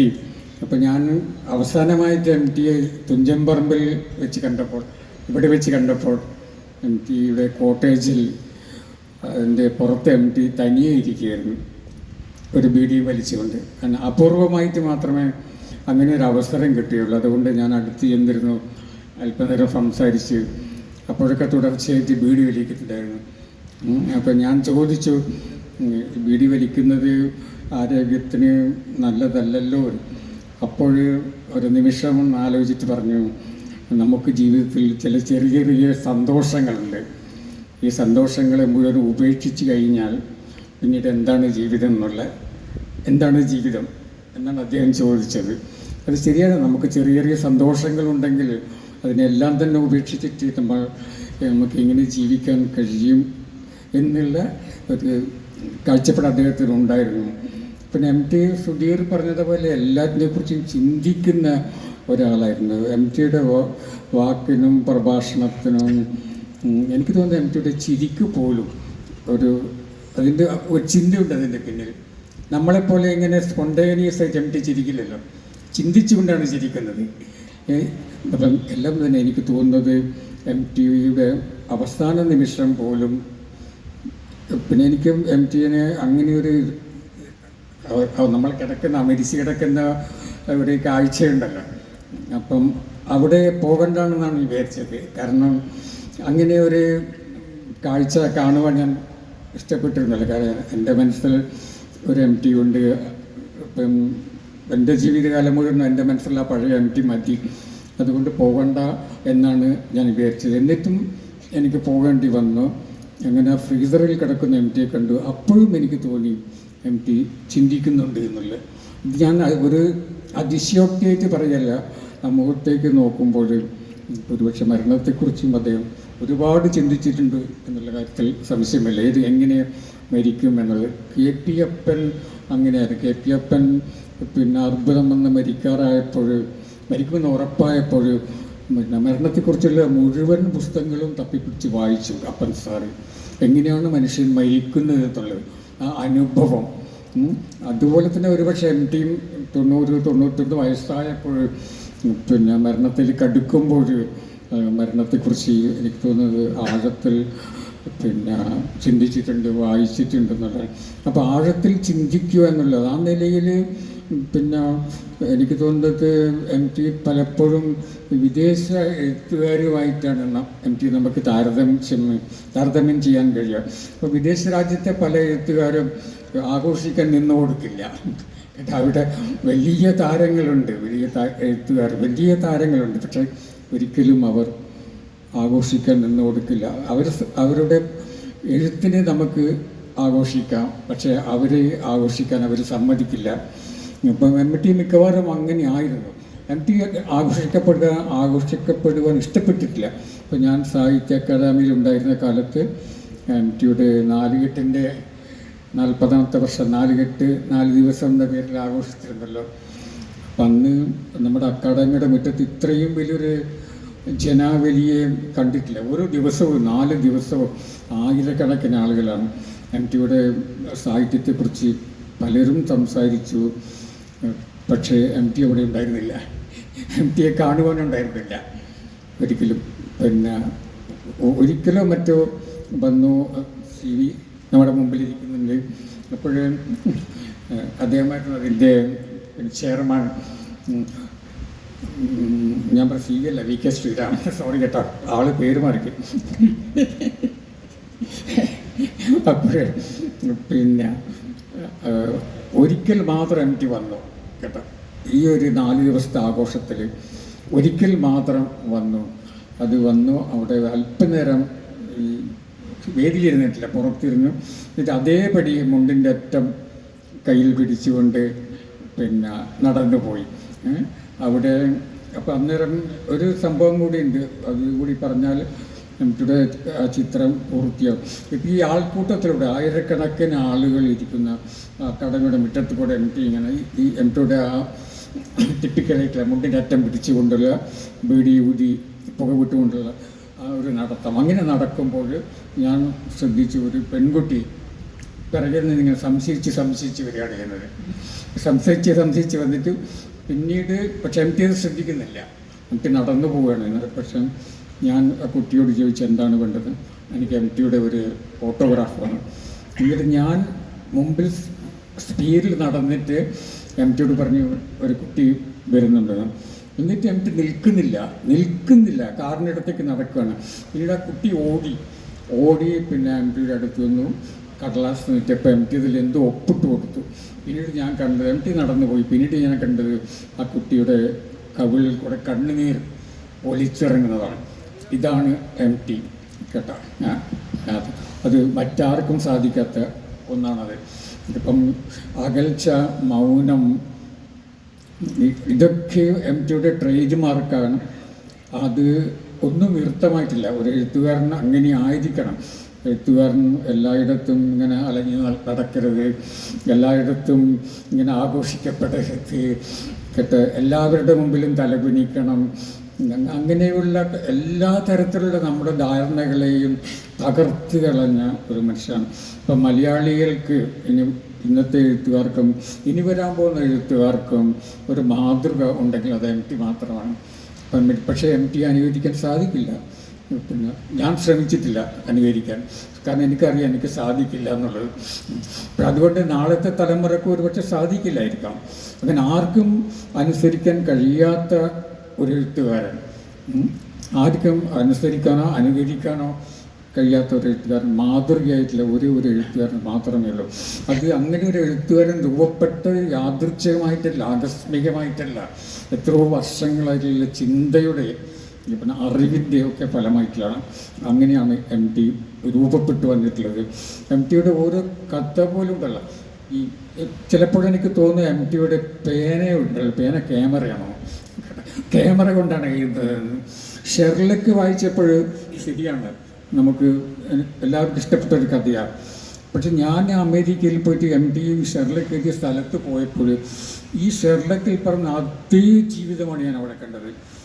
അതേ തരത്തിലുള്ള ആളുകൾ, അതേ തരത്തിലുള്ള വീട്, അതേ തരത്തിലുള്ള പെരുമാറ്റം, അതേ തരത്തിലുള്ള ഭക്ഷണം, അതേ തരത്തിലുള്ള പൂച്ച, പട്ടി. അപ്പം അവിടെ എത്തിയപ്പോഴാണ് എനിക്കിത് മനസ്സിലായത്. അപ്പം എം ടി എങ്ങനെ എല്ലാറ്റിനെയും ഉണ്ടല്ലോ ഈ യാഥാർത്ഥ്യങ്ങൾ, ഈ പരിസ്ഥിതികൾ, പരിസരങ്ങളിലേക്ക് ഒപ്പിയെടുക്കുന്ന ഒരു രീതിയാണ്. അതിലൊരു മാസ്റ്ററാണ്. അതുകൊണ്ടാണ് ദേശത്തിൻ്റെ എഴുത്തുകാരൻ എന്ന് എം ടി അറിയപ്പെടുന്നത്. ദേശത്തിൻ്റെ, എൻ്റെ അഭിപ്രായത്തിൽ ദേശത്തിൻ്റെ മാത്രമല്ല, എം ടി ആശയങ്ങളുടെ, കാഴ്ചകളുടെ എല്ലാത്തിൻ്റെ എഴുത്തുകാരാണ്. എന്തിൻ്റെ എഴുത്തുകാരനല്ല എന്നാണ് ചോദിക്കേണ്ടത്. അപ്പം അങ്ങനെയുള്ളൊരു വലിയൊരു എഴുത്തുകാരൻ്റെ കുറിച്ച് സംസാരിക്കാൻ ഇവിടെ വന്ന് ഇരിക്കുമ്പോഴെനിക്ക് മടിയാണ്. കാരണം എൻ്റെ അറിവിനും എൻ്റെ ചിന്തക്കും എനിക്ക് അളക്കുവാൻ കഴിയുന്നതിനപ്പുറത്താണ് എം ടി. പിന്നെ ചെയ്യാൻ കഴിയുന്നത് ഇതുപോലെ ചില കാര്യങ്ങൾ അങ്ങും തൊട്ടുകൊണ്ട് പറയുക, ചില കൊച്ചു കൊച്ചു അനുഭവങ്ങൾ നിങ്ങളുമായി പങ്കെടുക്കുക എന്ന് മാത്രമാണ്. കാരണം എം ടി അളക്കുവാൻ ഞാനാളല്ല. എന്നിട്ട് കുറേ കാര്യങ്ങൾ പറഞ്ഞു. അപ്പോൾ ഇതിലെല്ലാം ചേർത്ത് വയ്ക്കാൻ എനിക്കും കുറേ അനുഭവങ്ങളുണ്ട്. അപ്പോൾ മൂന്നെണ്ണം ആദ്യം പറഞ്ഞത് നമ്മൾ വീട് വലിയെക്കുറിച്ച്. ഏറ്റവും അവസാനമായിട്ട് എം ടി വീഡിയോ വലിക്കുന്നത് ഞാൻ കണ്ടപ്പം ഒരു 3-4 മാസം മുന്നേ സിനിമയുടെ കാര്യമായിട്ട് മനോരഥങ്ങളുടെ കാര്യമായിട്ട് എം ടി എറണാകുളത്ത് വന്നപ്പോൾ ഞാനന്ന് വൈകുന്നേരം പോയിട്ട് ഹോട്ടലിൽ വെച്ച് കണ്ടിരുന്നു. അപ്പോൾ ഹോട്ടലിൽ കണ്ടപ്പോൾ എന്നെ കണ്ടപ്പോൾ ഉടനെ പറഞ്ഞു, വീട്ടിലിരിക്കുന്ന അതേ അവസ്ഥയിലാണ് ഹോട്ടലിരിക്കുന്നത്, വലിയ ഹോട്ടലിലാണെന്നേ വ്യത്യാസമുള്ളൂ, ലുങ്കിയൊക്കെ എടുത്ത് ഷർട്ടിൻ്റെ കുപ്പായ കിട്ടാതെ അങ്ങനെ ഇരിക്കുക. വന്ന് എന്നെ കണ്ട വലിയ സന്തോഷമായി. ഞാൻ എപ്പോഴും ഏതെങ്കിലും ഒരു പുസ്തകം കൊണ്ടുപോകും. അപ്പോൾ അങ്ങനെ പുസ്തകമൊക്കെ മറിച്ച് നോക്കുന്നതിനിടയിൽ പെട്ടെന്ന് പറഞ്ഞു, കൊച്ചുമോനോട് പറഞ്ഞു, നീ ഒരു ബീഡി എടുക്കുക. അപ്പോൾ എനിക്കൊരു കാര്യം മനസ്സിലായി, അവർ രാവിലെ തൊട്ട് ഇതുവരെ ബീഡി കൊടുത്തില്ല, കാരണം ഹോട്ടലായതുകൊണ്ട് പറഞ്ഞു നിർത്തിയിരിക്കാം. അപ്പോൾ എന്നെ കണ്ടപ്പോൾ എൻ്റെ മുന്നിൽ നിന്ന് ബീഡി നോവറില്ല എന്ന് വിചാരിച്ച് പറഞ്ഞതാണ്. അത് നടക്കുകയും ചെയ്തു, ബീഡി കിട്ടി. അപ്പോൾ അവർ ഹോട്ടലിലെ മുറിയിലൊക്കെ വിളിച്ച് പറഞ്ഞ് ബീഡി വലിക്കാനുള്ള പെർമിഷനൊക്കെ വാങ്ങിച്ചിരുന്നു. അപ്പോൾ അങ്ങനെ ബീഡി വലിച്ചുകൊണ്ടിരിക്കുമ്പോൾ ഞാൻ വെറുതെ ചോദിച്ചു, ഈ ബീഡിക്ക് പകരം മറ്റൊരു ബീഡി തന്നാൽ മനസ്സിലാവുമോ വാസേട്ടനെ ചോദിച്ചു. അപ്പോൾ എന്നോട് പറഞ്ഞു, ആ മനസ്സിലാവും, ഗണേഷ് ബീഡിയാണ് ഞാനിപ്പോൾ കുറേ കാലമായിട്ട് വലിക്കാറുള്ളത്, പഴയ ഗുണമൊന്നുമില്ല, പക്ഷേ മറ്റൊന്ന് തന്നു കഴിഞ്ഞാൽ ഞാൻ തിരിച്ചറിയുന്നുണ്ട്. അപ്പം ഞാൻ വെറുതെ കാഷ്വലായിട്ട് ചോദിച്ചു, ജീവിതത്തിൽ ഏറ്റവും നല്ല രസം തോന്നി വലിച്ച ഏത് ബീഡിയാണെന്ന് പറയാമെന്ന് ചോദിച്ചു. അപ്പോൾ എന്നോട് കുറച്ച് സമയം ഉത്തരം ഒന്നിനും വെറുതെ പറയൂല, ആലോചിക്കാതെ പറയൂല, ഒരു നിമിഷം ആലോചിച്ചിട്ട് എന്നോട് പറഞ്ഞു, വർഷങ്ങൾക്ക് മുമ്പ് പി കുഞ്ഞിരാമൻ നായർ വീട്ടിൽ നിന്ന് ബീഡി തെറിച്ച് കൊണ്ടുതരുമായിരുന്നു, അതിൻ്റെ സുഖം പിന്നീട് ഇതുവരെ കിട്ടിയിട്ടില്ല. നോക്കണേ, ഒരു ബീഡി വലിയിൽ അദ്ദേഹം കാണിക്കുന്ന ശ്രദ്ധ പഴയ പി കുഞ്ഞിരാമൻ നായരെ ഓർത്തെടുത്തിട്ട് പറയുകയാണ്. മോഹനേട്ടൻ എം ടിയും മരണത്തെ എങ്ങനെയാണ് കണ്ടതെന്ന് പറഞ്ഞു. അത് എന്നെ സംബന്ധിച്ചിടത്തോളം വളരെ പ്രധാനപ്പെട്ട ഒരു കാര്യമാണ്. കാരണം KLF ഇൻ്റർവ്യൂവിൽ അവസാനമായിട്ട് ഞാൻ ചോദിക്കുന്നത് മരണത്തെക്കുറിച്ച് ധൈര്യത്തോടെ ചോദിച്ചതാണ്. കാരണം പേടിയൊക്കെ ഉണ്ടായിരുന്നുള്ളിൽ, പക്ഷേ എങ്ങനെയാണ് വലിയൊരു ഓഡിയൻസിന് മുന്നിൽ എം ടി വാസൻ നായരോട് മരണത്തെക്കുറിച്ച് ചോദിക്കുമ്പോൾ എം ടി എന്ത് കരുതും, ഒരുപക്ഷെ ഓഡിയൻസ് എന്ത് കരുതുന്നൊക്കെ ഉള്ള ഒരു സംശയത്തോടുകൂടി ഞാൻ എം ടിയോട് മരണത്തെക്കുറിച്ച് ചോദിക്കുന്നുണ്ട്. അപ്പോൾ എം ടി അത് വളരെ രസകരമായിട്ട് ഫിലോസഫിക്കലായിട്ട് അത് വരും, അതിനുവേണ്ടി നമ്മൾ കാത്തിരിക്കണം എന്നൊക്കെ പറയുന്നുണ്ട്. പക്ഷേ ഞങ്ങളൊരു അഭിമുഖം നടത്തിയപ്പോൾ, അതിനെക്കുറിച്ച് ഞാൻ പിന്നീട് പറയാം, അഭിമുഖം നടത്തിയപ്പോൾ അതിലും ഞാൻ മരണത്തെക്കുറിച്ച് ചോദിച്ചിരുന്നു. അപ്പോൾ ഇതുപോലെ പറഞ്ഞപ്പോൾ എന്നോട് പറഞ്ഞത്, ഡയാന ആത്തിലിനെ അറിയുമെന്ന് എനിക്ക് ചോദിച്ചു. അപ്പോൾ ഞാൻ പറഞ്ഞു, അറിയാം, ഡയാന ആത്തിൽ എന്ന് പറയുന്നത് ഒരു വലിയ പ്രസിദ്ധയായ ബ്രിട്ടീഷ് എഴുത്തുകാരിയും എഡിറ്ററുമാണ്. അപ്പോൾ എന്നോട് പറഞ്ഞു, അവർ 95-ാം വയസ്സിൽ എഴുതിയ ആത്മകഥ ഞാൻ വായിച്ചുകൊണ്ടിരിക്കുക ഇപ്പം. നമ്മൾ സംസാരിക്കുന്ന സമയത്ത് അവർക്ക് 100 വയസ്സായി, അവരപ്പോഴും ജീവിച്ചിരിപ്പുണ്ടായിരുന്നു. എം ടി വായിക്കുന്ന ആത്മകഥ അവരെഴുതിയത് 95-ാം വയസ്സിലാണ്. എന്നിട്ട് അവിടെ അങ്ങ് നിർത്തി എം ടി. അപ്പം എനിക്ക് മനസ്സിലായത് എന്താണെന്ന് വെച്ച് കഴിഞ്ഞാൽ, ജീവിതാവസാനം വരെ വായിക്കാൻ കഴിയണം. 95-ാം വയസ്സിൽ ജീവിച്ചിരിക്കുന്ന ഒരാൾ എഴുതിയ ആത്മകഥ ഞാൻ വായിക്കുകയാണെന്ന് പറഞ്ഞ് അവസാനിപ്പിക്കുമ്പോൾ അതിൻ്റെ അർത്ഥം എനിക്ക് അവസാനം വരെ വായിക്കാൻ കഴിയണം എന്നുള്ള ആ മനസ്സിൻ്റെ എഴുതാനും വായിക്കാനും കഴിയണം എന്നുള്ളതായിരുന്നു. അപ്പം മരണത്തെക്കുറിച്ച് ചോദിച്ചപ്പോഴാണ് അത് പറഞ്ഞത്, മരിക്കും വരെ അത് സാധിക്കണം എന്നുള്ള ആഗ്രഹം. നേരത്തെ പറഞ്ഞതുപോലെ എന്താണ് പ്ലഷർ, ആ പ്ലഷറോടുകൂടി ജീവിക്കണം എന്ന് പറയുന്നത്. അപ്പോൾ ജീവിതത്തെക്കാൾ ഇഷ്ടം ഏതാണെന്ന് ചോദിച്ചാൽ, ജീവിതത്തെക്കാൾ പ്രധാനം ഏതെന്നാണ് ചോദിച്ചു കഴിഞ്ഞാൽ അത് വായനയാണെന്ന് എം ടി പറയുന്നത് ഞാൻ കരുതുന്നത്. അത്രമാത്രം വായനയോട് ഇഷ്ടമുണ്ടായിരുന്ന ഒരു മനുഷ്യനാണ്. ഇവിടുത്തെ ഒരു അനുഭവം, 90-ാം പിറന്നാൾ ആഘോഷിക്കുമ്പോൾ ഇവിടെ ഞാൻ വന്ന് ഇതുപോലെ അന്ന് ഒരുപാട് ആൾക്കാരുണ്ടായിരുന്നു, വലിയ എഴുത്തുകാരൻ, എനിക്ക് തോന്നുന്നു MLA മാരോ മന്ത്രിമാരോ ആരൊക്കെ ഉണ്ടായിരുന്നു. ആ മുറിയിൽ ക്വാർട്ടേഴ്സിൽ എം ടി അങ്ങനെ ഇരിക്കുകയാണ്. വളരെ അസ്വസ്ഥനാവുക എന്ന് പറഞ്ഞാൽ അദ്ദേഹത്തിന് നല്ല രീതിയിൽ ഷർട്ടും മുണ്ടും ധരിച്ച് അദ്ദേഹം അസ്വസ്ഥനാവും. അദ്ദേഹത്തിന് ഇഷ്ടമില്ലാത്തൊരു പണിയാണ്. അപ്പോൾ ഷർട്ടും മുണ്ടൊക്കെ ധരിച്ച് അവിടെ ഇരിക്കുകയാണ്. ആളുകൾ വന്ന് ഷോൾ ഇടുക, അങ്ങനത്തെ എല്ലാ വേണ്ടാത്ത ഉപചാരങ്ങൾ ചെയ്തുകൊണ്ടിരിക്കുന്നു. ആ ചെറിയ മുറിയിൽ നിറച്ചും ആളുകളാണ്. അപ്പോൾ എൻ്റെ കയ്യിലൊരു ഒരു സമ്മാനമുണ്ട്, ഒരു സ്പാനിഷ് ഷോർട്ട് സ്റ്റോറീസിൻ്റെ penguin book of Spanish short story കളക്ഷനുമായിട്ട് ഞാൻ ആ മുറി ചെല്ലുന്നത്. എന്നെ കണ്ട ഉടനെ തന്നെ അത് പുസ്തകം കയ്യിലുണ്ട്. എൻ്റെ കയ്യിൽ പുസ്തകം ഉണ്ടാവുമെന്ന് എം ടിക്ക് അറിയാവുന്നത് കൊണ്ട് എം ടി ഇങ്ങനെ നോക്കി ഞാൻ പുസ്തകം കൊടുത്ത ഉടനടി എന്നെ മറക്കും, ഉടനടി പുസ്തകത്തിലേക്ക് പോകും. അത് പതിവാണ്. അപ്പോൾ അങ്ങനെ പുസ്തകം മറച്ചു നോക്കിക്കൊണ്ടിരിക്കും. മുറിയിലെ തിരക്ക് കാരണം ഞാൻ എൻ്റെ ഇപ്പുറത്തെ മുറിയിൽ വന്ന് ഞാൻ അവിടെ ഇങ്ങനെ നിന്നു. ഒരു 2-3 മിനിറ്റ് കഴിഞ്ഞപ്പോൾ ആരോ വിട്ടിട്ട് എന്നെ വിളിപ്പിച്ചിട്ട് എന്നോട് ചോദിച്ചത്, നിനക്ക് പ്ലേഗിലെ കാമുവിൻ്റെ പ്ലേഗിലെ ഡോക്ടറെ പേരോർമ്മയുണ്ടോ എന്നാണ്. അപ്പം ഞാൻ പറഞ്ഞു, ഉണ്ട്, ബെർണാഡ് ഹോക്സ്. പുള്ളി തന്നെ ഓർത്തെടുത്തു. ഞാൻ പറയുമ്പോഴേക്ക് ബെർണാഡ് ഹോക്സ് എന്ന് ഓർത്തെടുക്കുക. അപ്പം ഈ നാട് മുഴുവൻ തൻ്റെ പിറന്നാൾ ആഘോഷത്തിൻ്റെ ആ ഒരു ആരവത്തിൽ നിൽക്കുമ്പം ആ ആൾക്കൂട്ടത്തിനിടയിൽ അദ്ദേഹം ഓർക്കുന്നത് ഈ പുസ്തകം കണ്ടപ്പോൾ പ്ലേഗായിരുന്നു, കാമുവിനെയായിരുന്നു. കാമുവിലെ ആ കഥാപാത്രത്തെ കണ്ടെത്താനുള്ള ക്ഷീണത്തിലായിരുന്നു, അല്ലെ പരിശ്രമത്തിലായിരുന്നു. അതാണ് എം ടിയിലെ വായനക്കാരൻ എന്ന് പറയുന്നത്. വളരെ പ്രധാനപ്പെട്ട ഒരു കാര്യമാണ്. എം ടി വളരെ വൈകാരികമായിട്ട് മാത്രമേ വായനയായാലും എല്ലാ കാര്യങ്ങളെയും അത്ര തീക്ഷ്ണമായിട്ടാണ് ഉൾക്കൊള്ളുന്നത്. അതിൻ്റെ കൂടെ തന്നെ പറയാവുന്ന ഒരു കാര്യമാണ്, അന്ന് ഇവിടെ എം ടി സാധാരണ അക്കാഡമിയിൽ വന്നില്ല, ചടങ്ങുകളൊന്നും പങ്കെടുത്തില്ല എന്ന് പറഞ്ഞാൽ ഇവിടെ 90-ാം പിറന്നാളിൻ്റെ ആഘോഷത്തിന് 2-3 ദിവസം ഉണ്ടെന്നാണ്. പക്ഷേ സാറിന് അത്രയും പരിപാടികളുണ്ടായിരുന്നു. അപ്പോൾ അവിടെ ഓരോരോ സെഷൻസ് എം ടിയുടെ ചെറുകഥകളെക്കുറിച്ച്, നോവലിനെക്കുറിച്ച്, നാടകങ്ങളെക്കുറിച്ച്, എല്ലാറ്റിനെ കുറിച്ചുള്ള സെഗ്മെൻറ്റ്സ് കേരളത്തിലെ എല്ലാ പ്രശസ്തരായ എഴുത്തുകാരും വന്ന് സംസാരിക്കുകയാണ്. എം ടി ആ മുറിയിൽ തന്നെ ഇരുന്നു. ഒരു ചടങ്ങും പങ്കെടുത്തിട്ടില്ല, കേൾക്കാനും ഉണ്ടായില്ല. അവിടെ ഇരുന്ന് മിക്കവാറും വീടി വിളിച്ച് കാണും, അല്ലെങ്കിൽ ചിന്തിച്ച് കാണും, മനുഷ്യാവസ്ഥയെക്കുറിച്ച് ചിന്തിച്ച് കാണുമെന്ന് ഞാൻ കരുതുന്നത്. അന്ന് വൈകുന്നേരം അശ്വതിയുടെ എം ടി കഥാപാത്രങ്ങളെ അവതരിപ്പിക്കുന്ന ഒരു ചടങ്ങുണ്ടായിരുന്നു, ഡാൻസ് ഫോമായിട്ട്. അന്ന് അതിനുവേണ്ടി അദ്ദേഹം അശ്വതിയുടെ നിർബന്ധത്തിന് ശേഷം ഞങ്ങളെ കൂടെ കൈപിടിച്ച് ഇവിടെ വന്ന് മുന്നിലിരുന്നു. കുറച്ച് പുറകിലായിട്ടാണ് ഞാനുണ്ടായിരുന്നു. 3-4 സെഗ്മെന്റ് കഴിഞ്ഞ് അശ്വതി വേറെന്തോ ആയപ്പോഴേക്കും എം ടി മെല്ലെ ഈ മുണ്ടും ആരുടെ സഹായത്തോടുകൂടി പുറത്തവിടെ നിന്ന് കുറച്ച് സമയം അവിടുന്ന് നോക്കിയിട്ട്, ഇപ്പം ഞാൻ എം ടി ഇങ്ങനെ വാച്ച് ചെയ്യുന്നില്ല, അവിടുന്ന് നോക്കിയിട്ട് അദ്ദേഹം മുറിയിലേക്ക് തിരിച്ചുപോയി. ഡാൻസിൻ്റെ എല്ലാ സെഷനും കഴിഞ്ഞതിന് ശേഷം ഞാൻ പോകുമ്പം രാത്രി ഞാൻ തിരിച്ചു പോകുന്നുണ്ട്. അപ്പോൾ ഞാൻ പോകുമ്പോൾ ഒന്ന് പറയാമെന്ന് വിചാരിച്ചിട്ട് ഞാൻ ആ മുറിയിലേക്ക് ചെന്നപ്പോൾ വാസേട്ടൻ ഇങ്ങനെ അസ്വസ്ഥനായിട്ട് അവിടെ ഇങ്ങനെ കസേരയിലിരിക്കുക ഒറ്റയ്ക്ക്. അപ്പം ഞാൻ വിചാരിച്ചു എന്തോ അസുഖമായതുകൊണ്ടായിരിക്കാം പെട്ടെന്ന് പോയതെന്ന് വിചാരിച്ചു. ഞാൻ വാസേട്ടൻ്റെ സുഖമില്ലേ എന്ന് ചോദിച്ചു. അപ്പോൾ എന്നോട് പറഞ്ഞത്, ഇരിക്കാൻ പറഞ്ഞിട്ട് എന്നോട് പറഞ്ഞു, അസുഖമൊന്നുമില്ല, പക്ഷേ അശ്വതി ഗാന്ധാരി വിലാപം അവതരിപ്പിക്കുമെന്ന് ഞാൻ കരുതിയില്ല. എനിക്ക് ഗാന്ധാരി വിലാപം കണ്ടിരിക്കാൻ പറ്റില്ല. ഞാൻ വളരെ ഞെട്ടലോടെ, വളരെ ഗൗരവമായിട്ട് എം ടി പറയും, എനിക്ക് ഗാന്ധാരി വിലാപം കണ്ടിരിക്കാൻ പറ്റില്ല. സുധീർ ആലോചിച്ചിട്ടുണ്ടോ അത്, ഗാന്ധാരി വിലാപത്തെക്കുറിച്ച്? ഇല്ല, ഞാൻ സത്യത്തിൽ ആലോചിച്ചിട്ടില്ല. എന്നോട് പറഞ്ഞു, 101 മക്കളുണ്ടായിട്ടും 100 പേരും കൊല്ലപ്പെട്ട ഒരമ്മയുടെ ദുഃഖമുണ്ടല്ലോ, അതെനിക്ക് സഹിക്കാൻ പറ്റില്ല. ഇത് വളരെ ആത്മാർത്ഥമായിട്ട് എം ടി പറയുന്നു. എം ടി വായിച്ച ഓരോ പുസ്തകത്തിലെ ഓരോ കഥാപാത്രത്തെയും ഓരോ ജീവിത സന്ദർഭത്തെയും തൻ്റെ ജീവിതത്തിൻ്റെ ഭാഗമായി ഉൾക്കൊണ്ട വായനക്കാരനായിരുന്നു എം ടി വാസുദേവൻ നായർ എന്നുള്ളതാണ്. അതാണ് അദ്ദേഹത്തിൻ്റെ രചനയെയും അദ്ദേഹത്തിൻ്റെ ജീവിതത്തെയും ഏറ്റവും വ്യത്യസ്തമാക്കിയത്, വേറിട്ടതാക്കി എന്നുള്ളതാണ്. അദ്ദേഹം കാണുന്ന ഓരോന്നും അങ്ങനെയാണ് എന്നുള്ളതാണ്. എനിക്കൊന്ന് ഒരു പത്രാധിപർ എന്ന രീതിയിൽ എം ടി ഒന്ന് ഓർത്തെടുക്കാൻ പറ്റുമോ? എന്താണ് കൃതികളിൽ എവിടെയെങ്കിലും ഇടപെടുകയോ അങ്ങനെ എന്തെങ്കിലും?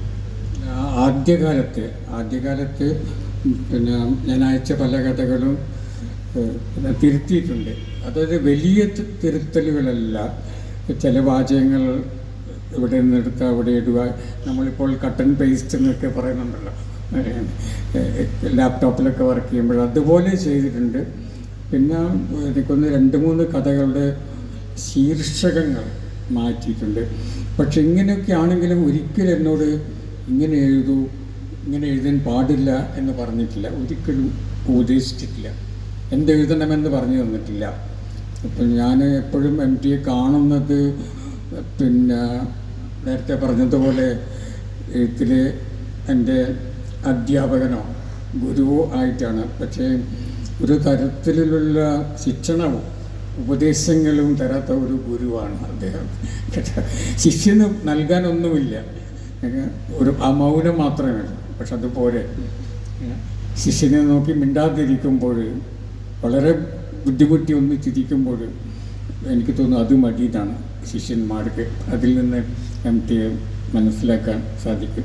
അപ്പോൾ എന്നെ അത്ഭുതപ്പെടുത്തിയിട്ടുള്ള ഒരു കാര്യം എം ടിയെക്കുറിച്ച് പറയുമ്പോൾ, എം ടിയുടെ പിന്നെ നിലപാടുകളാണ്. അപ്പോൾ എം ടി ജനിച്ചത് 35-ലാണെന്ന് തോന്നുന്നു അല്ലേ, ദേശീയ പ്രസ്ഥാനത്തിൻ്റെയൊക്കെ ഒരു കാലത്ത്. പിന്നീട് 30 റൈറ്റ്. അപ്പോഴ് അല്ല 30 അപ്പോഴ് പിന്നീട് ദേശീയ പ്രസ്ഥാനത്തിൻ്റെ കാലം, അതിനുശേഷം പിന്നെ നമ്മുടെ കമ്മ്യൂണിസ്റ്റ് പ്രസ്ഥാനത്തിൻ്റെ കാലം. ഇങ്ങനെ നമ്മുടെ സമൂഹം പിന്നെ ആകെ ജ്വലിച്ചു നിൽക്കുന്ന ഒരു കാലമാണ്. വലിയ ചലനങ്ങൾ സംഭവിക്കുന്നു, വലിയ ആശയങ്ങൾ വരുന്നു. പക്ഷെ ആ സമയത്തൊക്കെ എം ടി എവിടെയായിരുന്നു എന്ന് നമ്മൾ ചോദിക്കാറുണ്ട്. എം ടി എവിടെയായിരുന്നു എന്നല്ലേ, പക്ഷേ എം ടി അതിനൊക്കെ അപ്പുറത്തായിരുന്നു. ഒരു ദേശീയ പ്രസ്ഥാനം, എം ടിയുടെ വീക്ഷണത്തിൽ പിന്നെ ഒരു ദേശീയ പ്രസ്ഥാനം, നിരവധി ദേശീയ പ്രസ്ഥാനങ്ങളുണ്ട്. ഒരു മോചനത്തിൻ്റെ കഥയല്ല എം ടിയുടെ മനസ്സിലുള്ളത്, മനുഷ്യ വിമോചനത്തിൻ്റെ കഥയാണ്. അപ്പം അങ്ങനെ ആഗോളമായിട്ടുള്ള ഒരു കാഴ്ചപ്പാടാണ് എം ടിക്ക് ഉണ്ടായിരുന്നത്. അതാണ് എനിക്ക് തോന്നുന്നത്. നമ്മുടെ ചുറ്റുമുള്ള ചെറിയ ചെറിയ പ്രശ്നങ്ങളെക്കുറിച്ച് ചെറുത് പറയാൻ പറ്റില്ല, നമ്മളെ നേരിട്ട് ബാധിക്കുന്ന പിന്നെ പ്രശ്നങ്ങളെക്കുറിച്ചാണ് നമ്മൾ ചിന്തിച്ചതും നമ്മൾ പ്രതികരിച്ചതും. പക്ഷെ എം ടിയെ സംബന്ധിച്ചോളം ഇതൊക്കെ പിന്നെ ചേർന്നിട്ടില്ല. നമ്മുടെ സ്വാതന്ത്ര്യ സമരം ഒറ്റപ്പെട്ട് നിൽക്കുന്ന ഒരു സ്വാതന്ത്ര്യ സമരമല്ല എം ടിക്ക്. അത് ലോകത്തിലെങ്ങുമുള്ള നിരവധി സ്വാതന്ത്ര്യ സമരങ്ങളുടെ ഭാഗമായിട്ടുള്ള ഒന്നാണ്. അപ്പോൾ ആ വലിയ സ്വാതന്ത്ര്യ സമരത്തിൻ്റെ വിമോചനത്തിൻ്റെ ഒരു കാഴ്ചപ്പാടും ലോകാവബോധമാണ് എം ടിക്കുള്ളത്. എം ടി വലുതാണ് അങ്ങനെയുള്ള കാര്യങ്ങളിൽ. ദൈവത്തെ പോലെ ചിന്തിക്കുന്ന ഒരാളാണ്. ദൈവത്തെ സംബന്ധിച്ചിടത്തോളം നമ്മുടെ ഇന്ത്യയുടെ സ്വാതന്ത്ര്യ സമരമോ അല്ലെങ്കിൽ റഷ്യയുടെ ഒക്ടോബർ റവല്യൂഷനോ അതൊന്നും അതൊന്നും അപ്രസക്തമാണ് ദൈവത്തെ സംബന്ധിച്ചിടത്തോളം. അപ്പോൾ അതുപോലെയുള്ള ഒരു കാഴ്ചപ്പാടാണ് ദൈവത്തെപ്പോലെ ചിന്തിക്കുന്ന, ദൈവത്തെപ്പോലെ ലോകം കണ്ടിട്ടുള്ള ഒരു എഴുത്തുകാരന് എം ടിക്ക് അറിയാൻ. എം ടി അല്ല ലോകത്തെ സൃഷ്ടിച്ചിരുന്നത്, പക്ഷേ ഇങ്ങനെ ദൈവത്തെ പോലെ ഉള്ള ഒരു കാഴ്ചപ്പാട്, മനുഷ്യവിദ്യയെക്കുറിച്ചുള്ള വലിയ ധാരണകൾ അതൊക്കെ എം ടിക്ക് ഉണ്ടായിരുന്നു. അപ്പം അങ്ങനെയുള്ള ആ വലിയ ജീവിതാവബോധത്തിൽ, ലോകബോധത്തിൽ മറ്റ് പലതും അപ്രസക്തമായി പോകുന്നുണ്ടായിരുന്നു. അതുകൊണ്ടാണ് പലപ്പോഴും എം ടി ഇവിടെ എൻ്റെ വിരൽ ചൂണ്ടിയത് പ്രതികരിക്കുന്നില്ല എന്നൊക്കെ പറഞ്ഞുകൊണ്ട് എം ടിക്ക് അതിനൊക്കെ അപ്പുറത്തായിരുന്നു കേട്ടോ. ഞാൻ ദൈവത്തിലേക്ക് വീണ്ടും വരികയാണ്, ദൈവം പ്രതികരിക്കുമെന്നുള്ളതാണ് കേട്ടോ. അപ്പം ഒരു തമാശയായിട്ട് പറയില്ല, അങ്ങനെയുള്ള പിന്നെ അതുപോലെയുള്ള ഒരു വ്യക്തിത്വമാണ് എം ടി. അതുപോലുള്ളൊരു ലോകബോധമാണ് എം ടിയുടേത്. പ്രപഞ്ചം മുഴുവൻ നിറഞ്ഞു നിൽക്കുന്ന ഒരു ബോധം, ഒരു അവബോധം. അത് ഇവിടെ ഇരുന്നുകൊണ്ട് ഒരു ചെറിയനായ മനുഷ്യനായി ഇരുന്നുകൊണ്ട് തന്നെ പ്രപഞ്ചത്തോളം ചിന്തിക്കാൻ ഉള്ള കഴിവ് അദ്ദേഹത്തിനുണ്ടായിരുന്നു. അപ്പം ആ ഒരു ചിന്ത ഞാൻ നേരത്തെ പറഞ്ഞ പോലെ പുറത്തേക്ക് ഗമിക്കുന്ന ഒന്നായിരുന്നില്ല, ഉള്ളിലേക്ക് ആഴത്തിലേക്ക് പോകുന്ന ഒന്നായിരുന്നു. മറ്റെല്ലാവരും മുകളിലേക്ക് വളർന്നപ്പോൾ എം ടി ആഴങ്ങളിലേക്ക് വളരുകയായിരുന്നു. അപ്പം എം ടിയെക്കുറിച്ച് നമുക്ക് ഒരുപാട് സംസാരിക്കാനുണ്ട്. പിന്നെ കാരണം അങ്ങനെ ഒരു എഴുത്തുകാരൻ നമ്മുടെ ഭാഷയിൽ ഇതുവരെ ഉണ്ടായിട്ടില്ല, ഇനി ഉണ്ടാകുമോ എന്നും എനിക്കറിയില്ല. പലപ്പോഴും എനിക്ക് തോന്നാറുണ്ട് എം ടി കേരളത്തിൽ ജനിച്ചു പോയത് കൊണ്ടാണ് ഇങ്ങനെ. അത് എം ടിക്ക് എല്ലാം ലഭിച്ചിട്ടുണ്ട്, പക്ഷേ ഒരുപക്ഷെ എം ടി യൂറോപ്പിലായിരുന്നെങ്കിൽ നോബൽ പ്രൈസ് കിട്ടും, അത് വേറെ കാര്യം. പിന്നെ പക്ഷെ ഒരു ആഗോള എഴുത്തുകാരനായി മാറുമായിരുന്നു, വലിയൊരു എഴുത്തുകാരനായിട്ട്. അപ്പം അത് സംഭവിക്കായിരുന്നത് കേരളത്തിൽ ജനിച്ചു പോയത് കൊണ്ടാണ്. കാരണം എം ടിയുടെ എഴുത്തുകാരൻ എന്നുള്ള എം ടിയുടെ പിന്നെ കാഴ്ചപ്പാട്, എം ടിയുടെ പിന്നെ ധാരണകൾ, പ്രവൃത്തി, അതൊക്കെ പിന്നെ ആഗോളതലത്തിൽ മാത്രം നമ്മൾ കണ്ടിട്ടുള്ളതാണ്.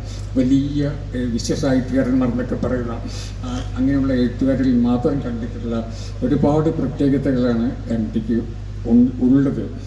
അപ്പോൾ തീർച്ചയായിട്ടും എം ടി നമ്മുടെയൊക്കെ ഒരു സ്വത്താണ്, നമ്മളൊക്കെ അഭിമാനിക്കുന്നു. പിന്നെ വിശ്വസാഹിത്യകാരനായിട്ടില്ലെങ്കിലും നമ്മുടെ സ്വന്തം സാഹിത്യകാരനാണ്. നമുക്ക് അതും അദ്ദേഹത്തിൽ നമുക്ക് സന്തോഷിക്കാം. ഒന്നിട്ട് പറഞ്ഞ 2-3 കാര്യങ്ങൾ തീർച്ചയായിട്ടും എഴുത്തുകാരൻ്റെ അന്തസ്സ് എന്തായിരിക്കണമെന്ന് കാണിച്ചു തന്നത് എം ടി വാസുദേവൻ നായർ തന്നെയാണ്. ആ രീതിയിൽ അദ്ദേഹം ലോക എഴുത്തുകാരനാണ്. എഴുത്തിൻ്റെ ഗരിമയിലോ എഴുത്തിൻ്റെ മഹത്വത്തിലോ മൗലികതയിലോ ലോക സാഹിത്യത്തിൻ്റെ കൂടെ നിൽക്കുമോ എന്നുള്ള കാര്യത്തിൽ എനിക്ക് സംശയമുണ്ട്. പക്ഷേ ഒരു എഴുത്തുകാരൻ എങ്ങനെ ജീവിക്കണം എന്നുള്ള കാര്യത്തിൽ തീർച്ചയായിട്ടും ഒരു എഴുത്തുകാരൻ ഈ ലോകത്തോട് എങ്ങനെ സംവദിക്കണം എന്നുള്ള കാര്യത്തിൽ എം ടി ലോക മഹാ എഴുത്തുകാരന്മാരുടെ പട്ടികയിൽ തന്നെയാണ്. അത് എം ടി വാസുദേവൻ നായർക്ക് അറിയുകയും ചെയ്യാം. സാഹിത്യത്തിൻ്റെ മേന്മയിലും തൻ്റെ സാഹിത്യം എവിടെ നിൽക്കുന്നുള്ളതിനെക്കുറിച്ച് എം ടിക്ക് കൃത്യമായ ധാരണകളുണ്ടായിരുന്നു. എം ടിയുടെ ഏറ്റവും വലിയ പ്രത്യേകത എന്താണെന്ന് ചോദിച്ചു കഴിഞ്ഞാൽ എം ടി അവനവൻ്റെ വലുപ്പത്തെക്കുറിച്ച് ഒരിക്കലും സംസാരിക്കില്ല എന്നുള്ളതായിരുന്നു. അങ്ങനെ സംസാരിക്കാത്ത എഴുത്തുകാരൻ ഇന്ന് ഭൂമിയിൽ കാണുമോ എന്നുള്ള സംശയമാണ്. അത്രമാത്രം അവനവനെ അവഗണിക്കുക അല്ലെങ്കിൽ മാറ്റി നിർത്തുക, താനല്ല തന്നെക്കുറിച്ച് സംസാരിക്കേണ്ടത് എന്ന കൃത്യമായ നിലപാടുണ്ടായിരുന്ന ഒരാളാണ് എം ടി. ദൈവത്തെപ്പോലെ വലിയ കാര്യങ്ങൾ ചിന്തിച്ചു എന്ന് പറയുമ്പോഴും എൻ്റെ അനുഭവത്തിൽ എം ടി കേരളത്തിലെ ഓരോ പ്രശ്നങ്ങളെക്കുറിച്ചും ഓരോ പൊതു മനുഷ്യരെക്കുറിച്ചും ചിന്തിക്കുകയും നിലപാട് സ്വീകരിക്കുകയും മനസ്സിൽ ചെയ്യുകയും ചെയ്തിട്ടുണ്ട് എന്നാണ്.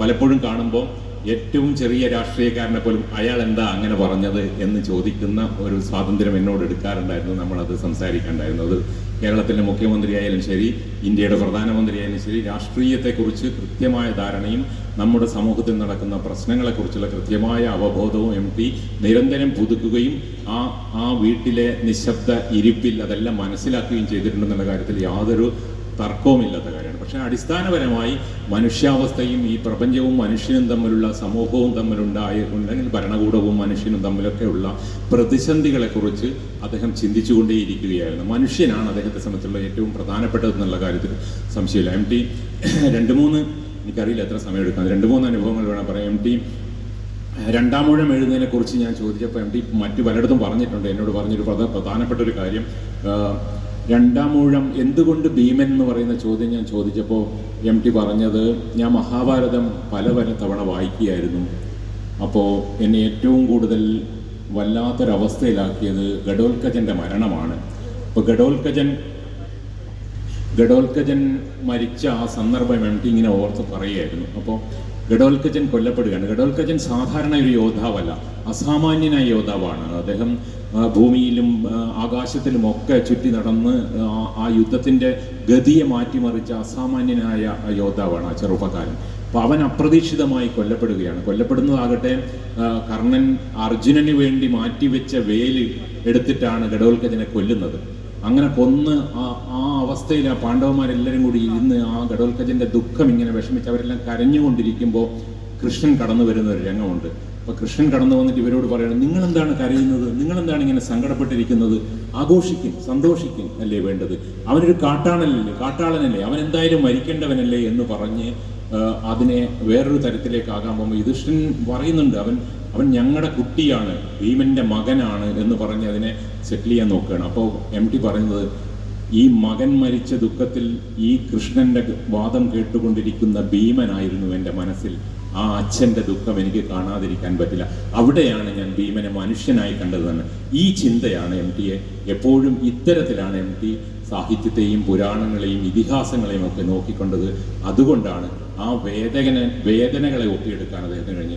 അടിസ്ഥാനപരമായി MTയുടെ സാഹിത്യം മനുഷ്യവേദനകളുടെ സമാഹാരമാണ്. മനുഷ്യൻ്റെ വേദനകളെ, അത് കാലത്തിൻ്റെയും സമൂഹത്തിൻ്റെയും ഒക്കെ പ്രശ്നങ്ങളിൽ നിന്നുണ്ടാകുന്ന വേദനകളെ, അത് അതിൻ്റെ ആന്തരികാർത്ഥത്തിൽ സമൂഹവും മനുഷ്യനും തമ്മിലുള്ള ബന്ധം, മനുഷ്യൻ സമൂഹത്തിൽ ഇടപെടുന്ന വ്യക്തി എന്ന രീതിയിൽ സമൂഹം മനുഷ്യനുണ്ടാക്കുന്ന പ്രതിസന്ധികൾ, അതുമൂലമുണ്ടാകുന്ന പെയിൻ, അപ്പോൾ ഇത്തരത്തിലുള്ള വേദനകളെ കണ്ടെത്തുകയും MTയുടെ ജീവിതം തന്നെ വേദനകളെക്കുറിച്ചുള്ളതായിരുന്നു.